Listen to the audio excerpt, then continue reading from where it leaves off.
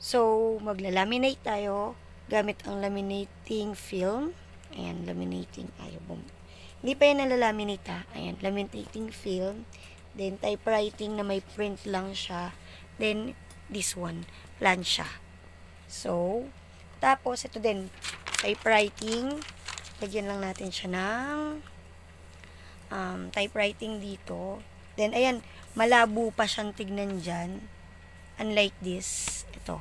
Magkaiba na yung, nagawa ko na to kanina. Ito is, malabo pa siyang tignan. Unlike this, tingnan nyo. Okay? So, umpisa natin dito sa side na to. Hindi na natin siya papantayin masyado kasi hindi naman halata yan. Planchayin ko lang muna siya. Then, papakita ko sa inyo kung talagang nalalaminate ba siya. Inuumpisahan ko dun sa mismong magkadikit. Kasi, dali, yung temperature natin is, lagyan natin sa 2. Yung, natin. So, ako lang mag-isa. Pero may kasama ako dito. Ayaw naman ako tulungan mag-video. Kasi inuuna yung panay kain. Huwag na makailam. Tapos ngayon kukunin kung kailan nagpaparinig ako. So, nilagay natin sa 2 para mas uminit siya. Kasi binaba ko siya kanina nung inaayos ko ito. So, kanina is malabo. Ayan. Nakita naman yung kaibahan. Malinaw na to is ito yung malabo. So, dito na tayo sa susunod na version. Gawin na tayo ng konti. So, dasog lang natin siya dito. Sa, ako'y, napapaso na ako. Mainit na siya talaga.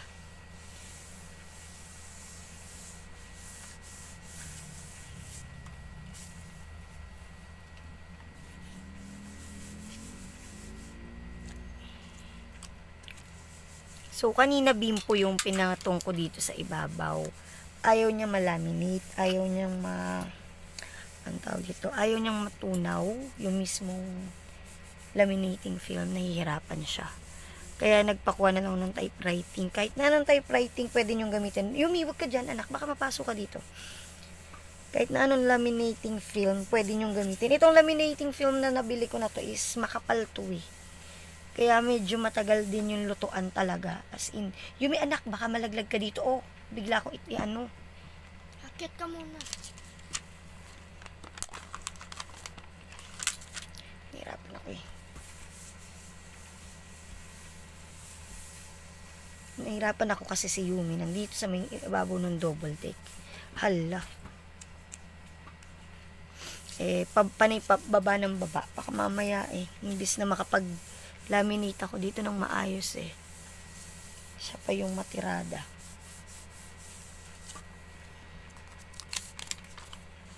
So, itong portion na to, anak, nasisilaw yung camera. Igi, itutok mo. Dito po sa gilid. Hindi, panay dito, pag ganyan. Yan. Itong portion na to is naluluto na. Itong portion na to, nakabuka pa yan, oh. Ayan, oh, nakabuka pa. Hindi pa siya luto dyan. So, itong portion na to, luto na. Kaso meron pang bubbles ng konti. Kaya kailangan lutuin pa. Kailangan talaga siyang lutuin. As in, lutong-luto. So, doon tayo sa hindi pa masyadong luto.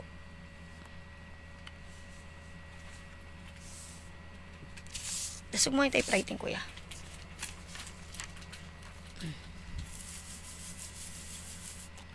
Binaba ko yung pagka bawat baba ko nung plancha, binababa ko din yung temperature. Kasi nga, baka mamaya is makasunog ako or may madikit. Sobrang init na itong plancha. So, sa pictures, o kaya sa ID, pwede ko din itong gawin. Nung nakaraan is, ganun nga dapat yung gagawin ko. Kaya may laminating film talaga ako sa bahay.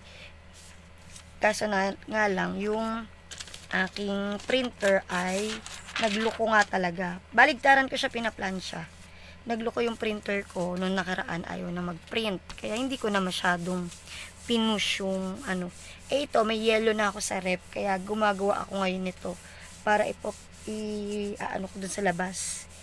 Ipapaskil ko sa labas. Then, gumawa din ako ng paskil ng ice candy.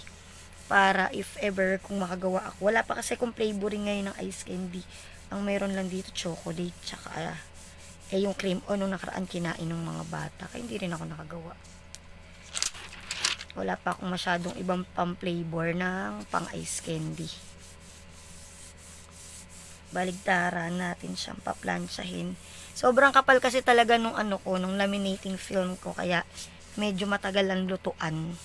Tsaka hindi ko masyadong tinataasan yung nito.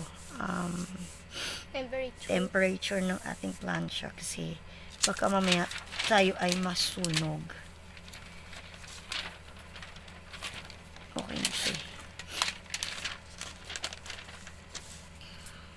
Pwede na kahit na papano. Pagka yung pang ganto-ganto lang okay na to.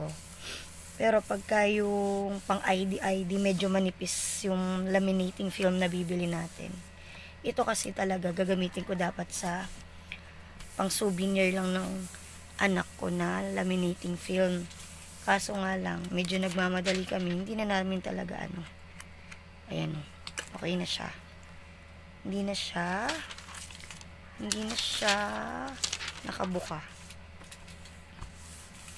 Etong portion na to is may konting bubbles pa sa gilid. Titirahin ko pa yan saglit. Unahin na natin yung mga may bubbles sa gilid.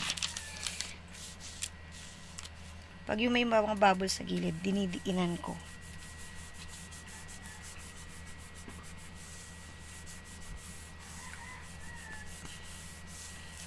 Yan natin. Ayan o.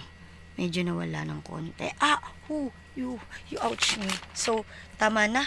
Napaso na ako eh. Hindi ko na carry. Okay na yan. Hindi ko na rin ikakat yung mga gilid-gilid na yan kasi para naman to sa pang dito lang sa bahay. Kaya okay na yan. So, baligtaran yan para pag sinabit natin, bubutasan ko dito, pag sinabit natin sa labas is umiikot, nakikita ng madlang people sa labas. So, bili na kayo ng ice sa amin dito sa apartment at ice candy. Pagka meron ng ice candy, bili na din kayo. Thank you!